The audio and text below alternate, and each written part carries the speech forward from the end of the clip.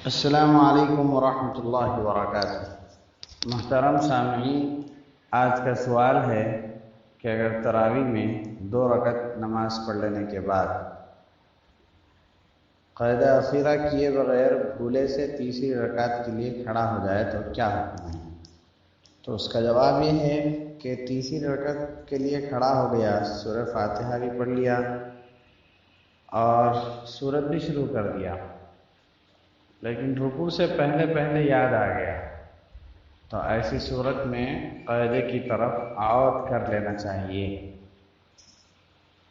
یعنی لوٹ کے قاعدے کی طرف آ جانا چاہیے، بیٹھ جائیں،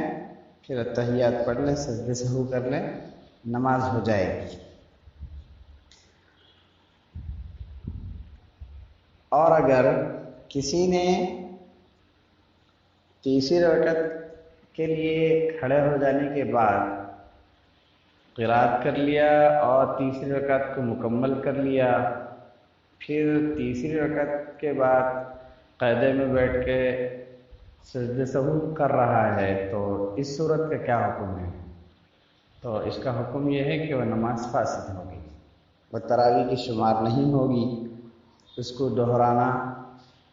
لازم اور ضروری ہوتا ہے۔ تیسری شکل اسی مسئلے کی یہ ہے کہ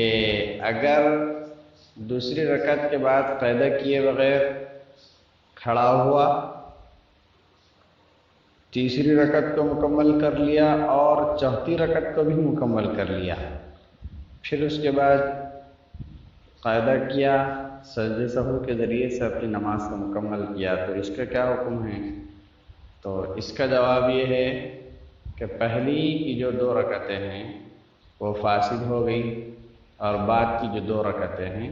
وہ تراویح کی شمار کی جائے گی، اور پہلی کی جو 2 رکعتیں ہیں اس کو دہرا لینا لازم اور ضروری ہوتا ہے۔ اگر اسی دن دہرا رہے ہیں تو جماعت کے ساتھ دہرا لیں گے، اور آئندہ دن اگر اس کو دہرا رہے ہیں تو تنہا اس نماز کو پڑھ لیں گے۔ اچھا، ایک اور شکل یہ ہے کہ اگر تراویح کی 2 رکعت کے بعد قاعدہ کیا اور پھر تیسری رکعت کے لیے کھڑا ہو گیا تو کیا حکم ہے؟ اگر تیسری رکعت کے لیے کھڑا ہو گیا، یاد آ گیا، بیٹھ جائے، سجدہ سہو کر لے، ایک شکل یہ بھی، اس سے بھی نماز ہو جاتی ہے۔ اور اگر اس نے تیسری رکعت کو مکمل کیا، پھر چوتھی رکعت کو بھی مکمل کر لیا، پھر اب قاعدہ کیا،